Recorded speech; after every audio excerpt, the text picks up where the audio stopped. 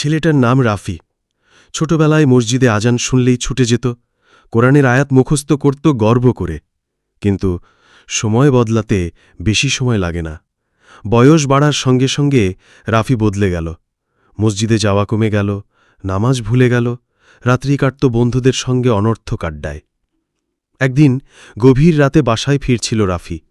হঠাৎ এক গলির মোড়ে দেখতে পেল এক বৃদ্ধ নামাজ পড়ছেন। চারদিকে অন্ধকার, কিন্তু সেই বৃদ্ধের মুখে একটা অপার্থিব আলো। রাফি থমকে গেল। বৃদ্ধ নামাজ শেষে চোখ মুছলেন। রাফি জিজ্ঞাসা করল, চাচা, এই অন্ধকার গলিতে একা একা নামাজ পড়ছেন কেন? বৃদ্ধ হেসে বললেন, আল্লাহর কাছে আলো চাইলে তিনি অন্ধকারেও পথ দেখান বাবা। রাফি কিছুক্ষণ চুপ করে থাকল। ওই রাতে ঘুম এল না। ছোটবেলার কথা মনে পড়ল, আব্বুর কণ্ঠে সুর করে তেলাওয়াত শোনার স্মৃতি, মায়ের মুখে দোয়ার কথা। পরদিন ফজরের আজান শুনে হঠাৎ ঘুম ভেঙে গেল রাফির। ভোরের আকাশে হালকা আলো, পাখির ডাক। মসজিদে গিয়ে দাঁড়াল রাফি, দীর্ঘদিন পর। প্রথম সেজদায় পড়ে কাঁদতে শুরু করল, যেন হৃদয়ের বোঝা হালকা হতে লাগল। একজন ইমাম সাহেব তার কান্না শুনে কাছে এলেন। রাফি বলল, আমি অনেক পাপ করেছি হুজুর, আমি কি ক্ষমা পাব?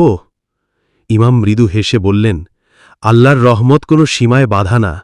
সূরা জুমায়ে আল্লাহ বলেন, হে আমার বান্দারা, যারা নিজেদের প্রতি জুলুম করেছ, তোমরা আল্লাহর রহমত থেকে নিরাশ হও না। নিশ্চয় আল্লাহ সমস্ত গুনাহ মাফ করেন। এই কথাগুলো রাফির হৃদয় গলে দিল।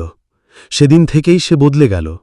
সে আবার নামাজ শুরু করল, কোরআন পড়া শুরু করল, ভুল পথে যাওয়া বন্ধুদেরও সচেতন করতে শুরু করল।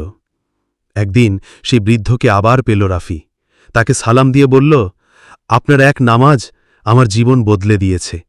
বৃদ্ধ বললেন, আমি কিছু করিনি বাবা, তুমি শুধু আল্লাহর ডাক শুনতে পেরেছ। যারা শুনতে পায় তারাই সৌভাগ্যবান।